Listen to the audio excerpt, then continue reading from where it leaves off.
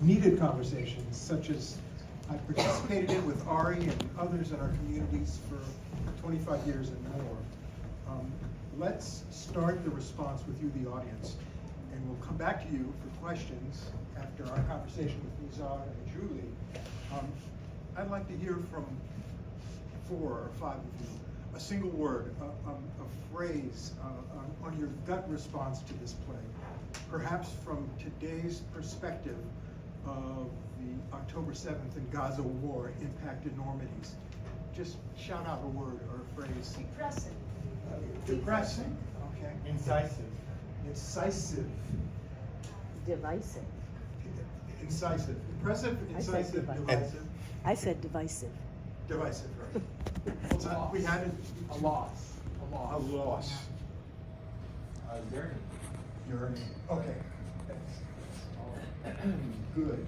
This conversation is part 2 of Enough of Blood and Tears, Enough, an emphasis on the question mark I added to Rabin's passionate plea on the White House lawn. Because what we now see are the ashes and ruins of the traumas of October 7th, followed by Israel's destruction of Gaza, and it's taking tens of thousands of Palestinian lives, and also violently tightening the noose on the West Bank and East Jerusalem. So how to respond now to this passionate Israeli play from the brokenness in Israeli society 30 years ago? The unfulfilled dilemma of Palestinian agency. Truly hearing Palestinian aspirations, only a whisper in this play's background. Some of its characters step out of it into now and look back at how they felt then and what they're doing with the enormity of now. You have the bios of Nizar Farsakh and Julie Dickman in your programs. Nizar, Julie, and I chose to be together a few weeks after the start of the war with about 10 other Washingtonians for 10 weeks of one-on-one and group interactions, coping with how shattered we felt, and connected or disconnected to the events between the river and the sea so horribly getting out of control. Julie and myself, in different eras and in different ways, through our connection to Israel, came to the West Bank to listen and learn from Palestinians. My path led me to representing in the U.S. and advising on the ground a Palestinian nonviolence movement and leader. And Julie worked with me for a year, 2022, 23, in D.C., on that representation. My first meeting with Nizar was at the PLO mission in D.C. about 15 years ago. Such a mission once existed, and once Nizar was Director General. We met with a group of U.S. students that I had brought to him, including my daughter, who were developing on-the-ground summer exchanges. Since then, he's been a friend, advisor, and measuring stick of what I hope to achieve. So I'm going to turn first to Julie. You've been in D.C. less than 2 years, working in the Israel-Palestine sphere when the war hit. An overwhelming array of feelings and thoughts brought the 3 of us into the space of that, what we call Dyad's group. Dyad speaks of the one-on-one conversations we brought back to process in the group. Can you speak of how all the feelings of that time might still be with you, and also how they might be with you to give some first responses to the play? Thank you, Stephen. So I remember meeting with this group. It was, what, 10 of us? Yeah. And shout out to Nizar because he was the only Palestinian in the group. You stole my line, I was about to say that, but that's okay. I was thinking today what was important during those diets and why that felt important to me. And as someone who regularly shows up in Palestinian and Arab-led spaces and protest at events at galas, it was important to me because I could shamelessly grieve with Israelis and for Israel and for the Jewish people, and I could shamelessly express my feelings. I was shook and horrified by the responses and reactions of a lot of my friends and my peers, and I felt a lot of relief in meeting with this group. And other than the observation that Nizar was the only Palestinian in the group, I have to make this other comment, which is not an offense, but I was the youngest person there by far, which I think also speaks to how my generation and my peers have reacted to the past few years. So I'm very grateful for those diehards, and it allowed me to break up into a million pieces and then recompose myself to then show up as a whole in other spaces. So that was very important to me. So how do those million pieces, what's those million pieces' first response to this play?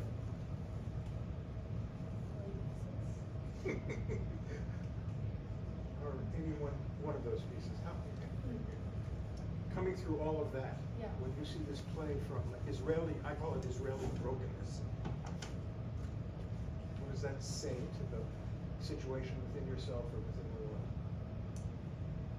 I feel like I was at the time, and even now, I felt a lot of conflicting thoughts and feelings. It was confusing because as I was watching footage of October 7th playing over and over and over, and the reactions of people around the world, I knew, like everyone else, I think in this room and in the world that follows the region and knows the region well, that whatever response Israel was going to pursue was going to be disproportionate. And so I was holding that shatteredness. I don't even know if that's a word in English, but I was shattered, and at the same time I was preparing myself and bracing myself for what would come afterwards. And that's why I say shamelessly grieving with Israelis, because I knew that was going to happen, and I knew it was going to be unacceptable to grieve for Israel. And it's something that it's still something I keep in secret sometimes. My grief for Israel and Israelis is more secret than my grief for Palestine and for Palestinians. I don't know if anyone else feels this, but I do. Thanks. Nizar, we've been in and out of connection, focusing some work together over these past 15 years. Like Julie, I was so struck as the dyad group was started by your willingness to participate. You said something that really hit home with me then. Something like, at this time, I just want to be with my people, but something tells me I also need to be here. Do I remember correctly? And can you share where you were, where you are, and how all of it conditions your response to the play? So I teach negotiation at GW. So that morning I hadn't heard the news. I just read something that something had happened, right? And one of the students who happened to be Israeli told me, "Did you hear the news?" I told him, "Yeah, it's terrible." Not having actually understood what was the scale. So when I went home after the class and saw the images of Hamas militants in Israeli kibbutzim, right?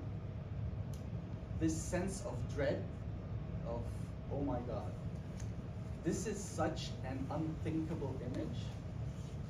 The Israelis are gonna flip, right? Like, this is such a nightmare, right? What's gonna come is not even a tsunami. It's something worse than a tsunami, right?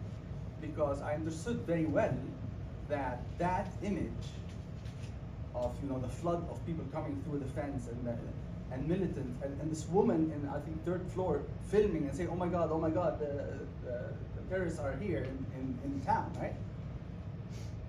That is something that I knew Israel will need to erase, right? There was such a sense of insecurity. October 6th, they were confident they've got this. October 7th, oh my God, we don't know what we're doing, right? And knowing that, I knew that, of course, Gaza had gone re-leveled, and that fear and insecurity that's coming from Israel. So a lot of the cruelty that we see is just insecurity, right? You're so petrified of the other, you don't want to blood their nose. You want to turn them into dust, right? Because you're so scared of them. So I was very present to my privilege. I'm here, I'm safe. Even my relatives who are in Birzeit, in the West Bank, are of course much safer than the ones in Gaza. So feeling like this is going to be exceptionally horrendous, and what matters now is what am I gonna do? Right? It is scary, and what's scary about it is just this disorientation. We don't know what this is, right? Like this is, we're back to 1948. It's like a redo of 1948, right? Like we didn't settle the score in 1948. We're gonna settle it now, right? And it's such a new place. Anything could happen. So I knew that we don't have now the tools to know how to deal with this. And therefore I need to be humble and forget my expertise and experiment, right? I don't know where the answer is, but I know that it's not in sitting. I need to engage. And I have the privilege that I happen to have Jewish American friends and Israeli friends. I'm gonna need to be there, as difficult as it is, because for us, it is, ironically, I was speaking with also a 26-year-old young Palestinian. She's actually doing her PhD about historiography. And it just dawned to me that she became aware after 2007, like after Hamas captured Gaza, right? So how much she didn't know, right? She didn't live the Oslo years and how different that was, right? So I knew that I can do something and have some sort of input that is different from others, and therefore my job is to do that. I happen to be somebody who's now in DC, who happens to know these people, so I can tell them something that they cannot hear from somebody else, right? I can give them a perspective that they don't have access to, right? So that's what I have to do. Now, as this play or a musical, I think it was very true to what it was like, right? The sense of hope. I actually did relate to Rabin's attitude of you cannot be scared of this. Like, yeah, of course there are dangers, but you don't go and lock yourself in a closet. You're gonna have to engage the world, right? And if I were him, I would also not have worn the bulletproof vest, because again, it's about you're gonna have to show up for your values. You can't be too. Either you believe in those values or you don't, right? So that made me think about now, what does that look like? What does a Rabin of 2025, 2026 look like? I don't know. But I know it's going to come from a place that I'm not familiar with. So we actually also today, coincidence, we had a conversation, the Palestinian members of the A Land for All, and we were talking about this, about what is that new politics going to look like? We don't know, but we know that it has to be with engagement, right? Like we cannot keep this politics as usual of political parties and divisions and what have you. No, we need the people to be engaged, and that I think is something where both the Israeli and the Palestinian experience has been one of the failure of leadership, and the sense of maybe this is the silver lining of this is we cannot have this happen again, right? So there is all of that silent majority is now mobilized to do something.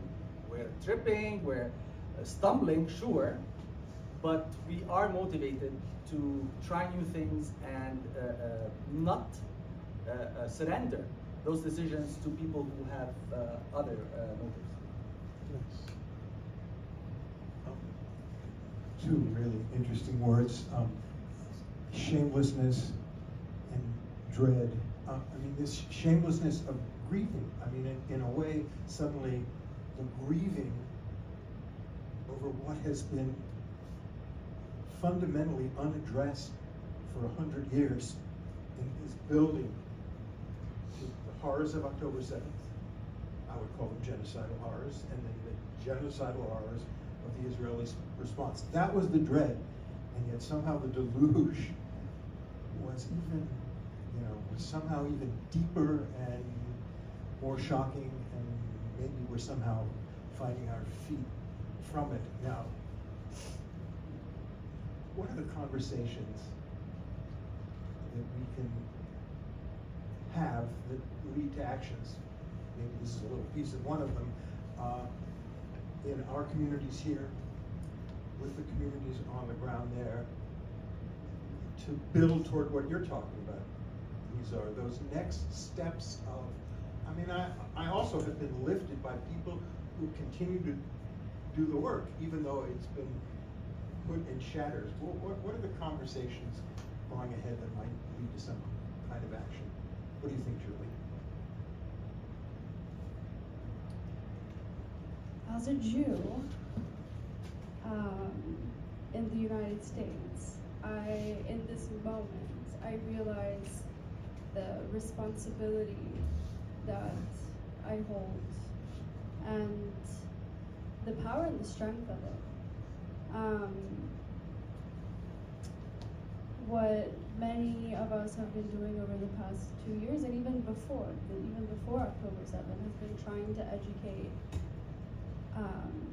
even in a smaller scale, like our families, our family friends, our synagogues, to have a different perspective on this. And before October 7th, it was about having a different perspective and being more empathetic and nicer, maybe. But after October 7th, it became much more serious, and it became even a matter of survival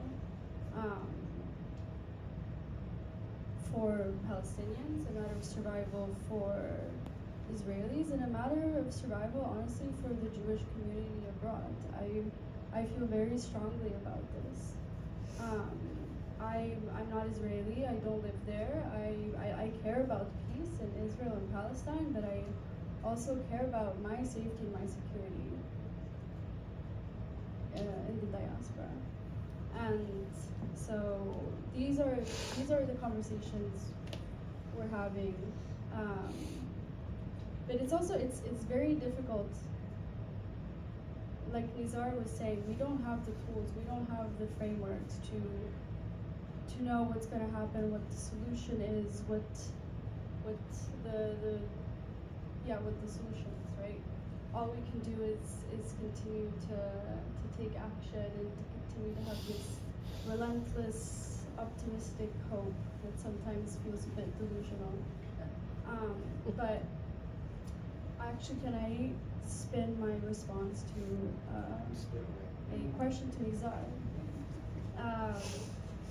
Because part of our conversation before coming here was, the arc, the narrative of the play is, yes, it's Rabin's assassination, but it's also the kind of these voices coming in and talking about the rise and the importance of Palestinian voice in the past 2 years.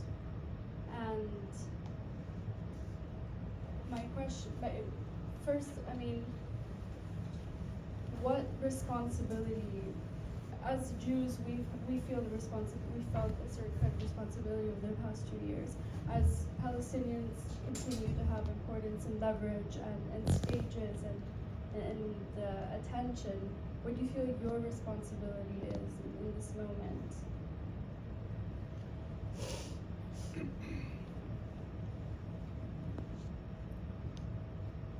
I think it's still the same. I ask those new questions. Recognize that we're in an uncharted territory, and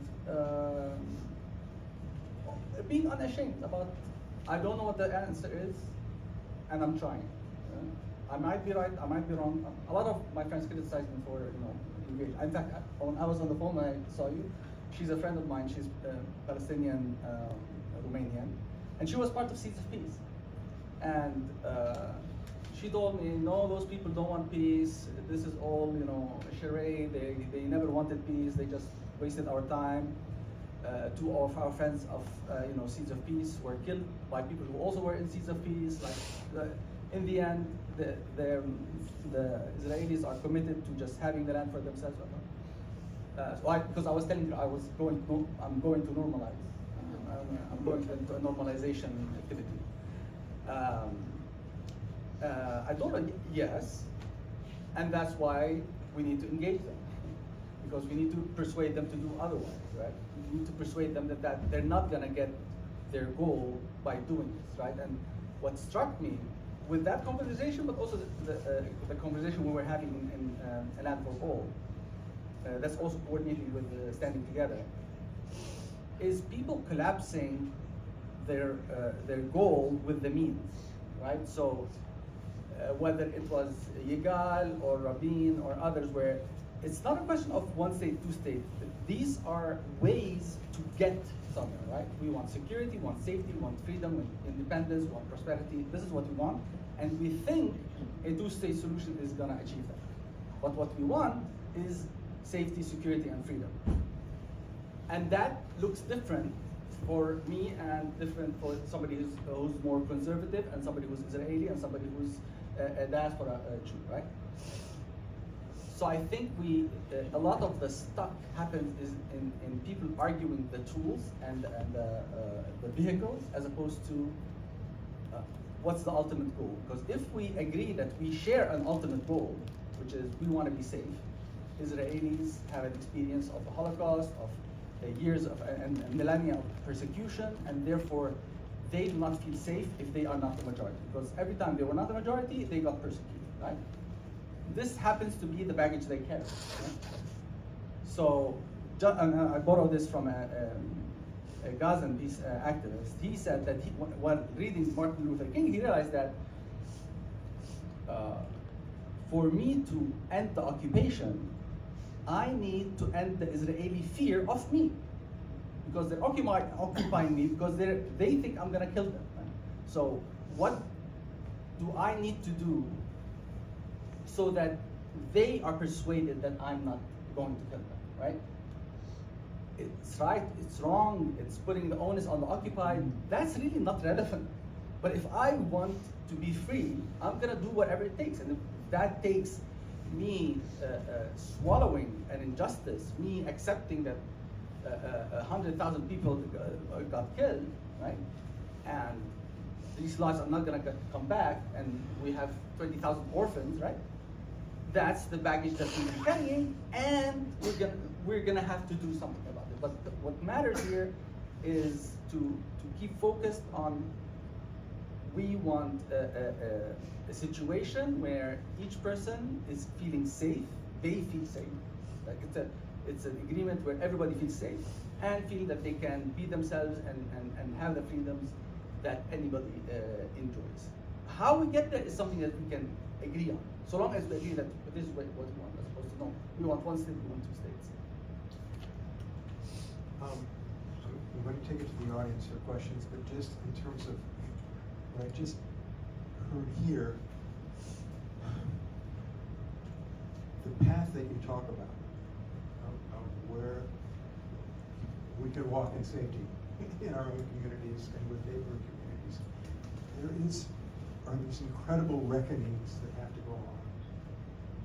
Israeli accountability for what they've done, Palestinian dealing with their own bad leadership, and dealing through the built-in structural inequality of rights and freedoms and power.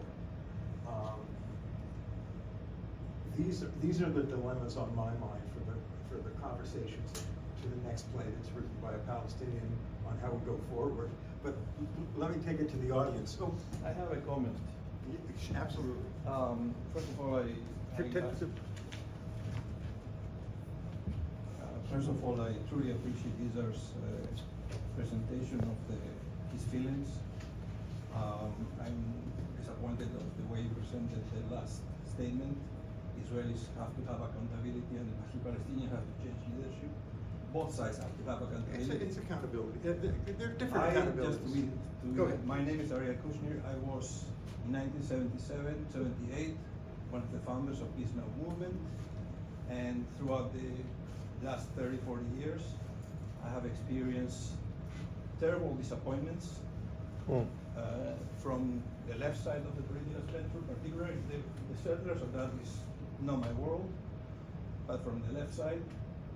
My wife and I recently attended a meeting in Washington where Secretary General of one kibbutz came to talk about October 7th. We're talking about the person that saw her kibbutz massacred, not by the people that he thought that they were the enemies. You know, she was telling us how surprised she was that the people that she used to give them jobs, feed them, take them to the hospitals, were massacred. So when we talk about accountability, when we talk about pursuing peace, we have to look at the reality in the eyes. We can't build fantasies. You know, I think that I was a little bit naive in the 70s, and I think peace is, and that two-state solution is the only way. But we can't continuously criticize Israel. Okay, one more example. I want to ask you a question on that, if I may. But finish. I your worked in the thought. West Bank for a variety of reasons, projects, reconstruction projects. I have a lot of Palestinian friends who terribly, they hate Hamas. And I don't see that represented in today's demonstrations across America. Progressive Jews, I must say, very disappointed of them, because when they walk together with people that scream from the river to the sea, you cannot have peace. You cannot have peace. You have to, in order to build a two-state solution, you have to recognize the suffering of both sides, Palestinians and Israelis. And I think what you said was, you nailed it. You were excellent in your presentation. And do you think that the accountabilities are equal and parallel? What do you mean? It's like what he said, you can't This- worry about which is which, I think. They're just different, right? Right. They're different, and they also, there's but a reality of inequality and of freedom and rights. How do accountabilities deal with that in your view? You cannot go to convince Israelis if you always attack Israelis. Okay? You have to, and I disagree with many of these Israelis. The same way that I think Hamas are not militants, are terrorists. That I have friends, homosexual Palestinians that live in Tel Aviv, because otherwise in Gaza they will be killed. Nobody talks about that. So we have to confront the reality of the 100-year conflict, and in order to face it as it is, not build these fantasies about if we eliminate the settlements, that will be the settlements are a terrible thing, but the peace process have to continue. Land for all, I support you in that, but I think that land for all has to come with looking at the other side with their fallacies and as the package comes. Okay, thanks. I wanted to ask Nizar, because I really appreciate you actually talking about the play. Experiencing the divisions within the Israeli society and the brutal divisions, and the play forcing you to listen in song and in text to positions that are really, really difficult to hear and really difficult to spend time with. And yet you have a familiarity with divided society. What was your experience, moment to moment? Just pick a moment or two of spending uncomfortable time, and what was the efficacy, if anything, of spending that time in this play with something so contrary to what you would hope for from an Israeli? Well, I think it's the quintessential Palestinian experience, right? We're invisible to the Israelis, right? So, for example, when the mother was talking about slice, right? That's completely tone deaf to the fact that Palestinians every day Are losing. right? But for she only sees that. She doesn't see anything else, right? It's like this famous Sri Lankan tale of a woman that's been abused by her husband for 30 years. He beats her up and what have you. And one fine day, she gets sick and tired of him beating her. She goes to the kitchen and gets a knife and stabs him 17 times. And every time his parents talk about this story, they start from she went to the kitchen and got the knife and stabbed him 17 times. They don't talk about the 30 years before that. And that is always recurring in general. Whether it's in general, Americans are less familiar than people who are there. But Israelis also, I related with Yigal, right? This zealousness, this it's more than drive, right? Because I felt it too. There were times where I felt I had a national responsibility, right? Things are going the wrong way. We need to stop this train, right? And if it takes, sacrificing myself, I'm gonna, right? So, this is extremely undemocratic, right? Who are you, right? It belittles the others and the rights of others. Is that who are you? Like Sinoa didn't ask the Gazans about the war, right? Did he? Right? So is that an injustice or is it the right thing to do? Is it right of Rabin to cede land or is it not? Is it something sacrilegious, right? Hamas would argue, and Jihad Islami, is this land is not ours, it's God's. And God put us to be the guardians. We do not actually have the right to give it to the Israelis, right? So you're gonna need to engage that. Now, I'm 50, right? So I've seen a lot. So I appreciate the ignorance that a lot of Israelis have about this and how Israel has effectively sheltered them from seeing, right? The bypass roads were less about security and more about making sure that Israelis can go from a settlement to Jerusalem to Tel Aviv and not see a single Palestinian and think as if everything is fine. October 7th happened because Palestinians wanted to show that no, nothing is fine. And you're not gonna have peace by just talking to the Emiratis. We're still here, right? You can't just dismiss us. It's not a justification. What I'm saying is, this is how they wanted to make that point. They made it very clearly, right? And there was this price. So yes, it's difficult. It's just like African Americans hearing, white allies talk about, standing with African Americans, but then living in white neighborhoods that are red line, or women listening to men who are call themselves feminist, but then engage in sexual harassment, right? So I'm familiar with that power dynamic, but I choose to.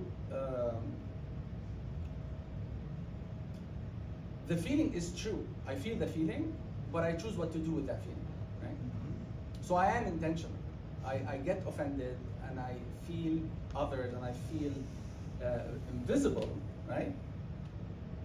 And I make a rational calculation that I don't have time to explain to this person that I exist. So let me do what is the best use of my time with this person now? What is something I can tell that person that is gonna let them double check their assumptions, that they are safe and they've got this, right? So I think engaging Israelis, engaging those stories has helped me better make those decisions and understand what battles to fight and what are losing battles, I think. So that's what I get out of those. Let's take one more from the audience. And Julie, do you want to comment on this or you want to wait till this next question? Okay.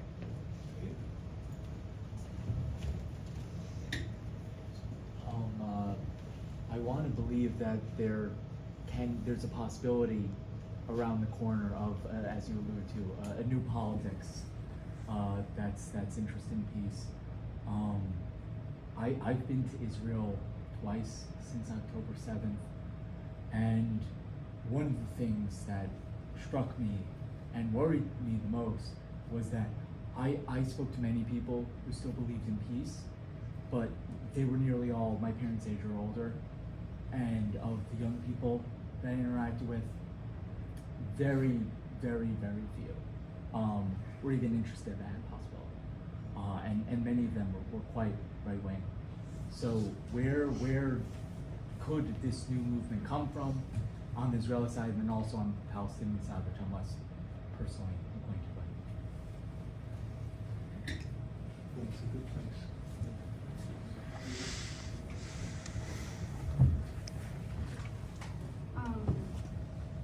So I am much younger than Nizar and Stephen, so I'm justified in being more hopeful and being less dreadful about the future, being more optimistic. For me personally, the driving force of all of this and the trust I have is in the personal relationships I have, Israelis and Palestinians. And it's my friendship with Palestinians that really convinces me that an alternative is possible, and it's our job, it's our duty to make that happen. And at the end of the day, what other option is there? Are we going to continue on this path? Are Israelis and Palestinians destined to murder each other for the rest of eternity? I understand that might be naive, but there can be a right combination of pragmatism and hope.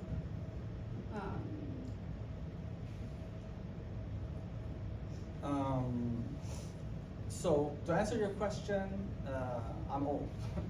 So I've been wrong so many times, right? My hope comes from there. I thought certain things were impossible and then they happened, right? So it's that humility, knowing that, like, who would have thought the leader of the settlement movement, Ariel Sharon, would be the one who would remove settlements from Gaza, right?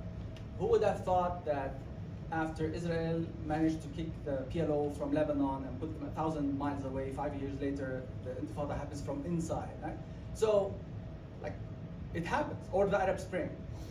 Things like that do happen, right? But also, that's necessary, but it's not sufficient. For it to be sufficient, you actually need the soil. You need the scaffolding upon which this is going to build. And this is something that most of the also architects agree that was a mistake, is that the people-to-people was an afterthought. This was a up-down solution. The fact that it had to be agreed in secret tells you everything, right? So my hope is starting this conversation again from, I don't know I don't know how we get there, but I know that the goal is freedom, safety, and integrity, and for all. And here, for example, correcting all of those pervasive mistakes that we do, like talking about hate and over romanticizing, making it a Greek tragedy. Like, it doesn't need to be a Greek tragedy. There is kind of a fetishization of it, right? People don't just hate. People hate not feeling safe. People hate being oppressed, right? So we're gonna need to be compassionate with Hamas and with the settlers and with Yigal, and understand that they're coming from a place of, like, nobody sleeps thinking they're the bad guy, right? It's like Yigal said. Now, it wasn't Yigal, it was his wife, right? That the Goyim would never accept us. We need to accept that we will always be hated by the world. Like that's a philosophy. That's a very sad place to be in, right? To believe, to have lost faith in humanity, right? What must she have seen to believe that it's impossible for the world to accept me as a Jew and will always have anti-Semitism, and therefore it's a fool's errand to think that we can have partners, even in the US, right? So that's what I need to work on. How do I make her regain faith in humanity? And quite frankly, part of what I'm challenged with is my Gazan friends, because for them, like I have many Gazan friends who say we're not Palestinian, we're Gazan. The sense of betrayal they have with the world, the fact that it's been 2 years of a televised genocide and it wasn't stopped, right? What does that say about the world? Next time, Amy.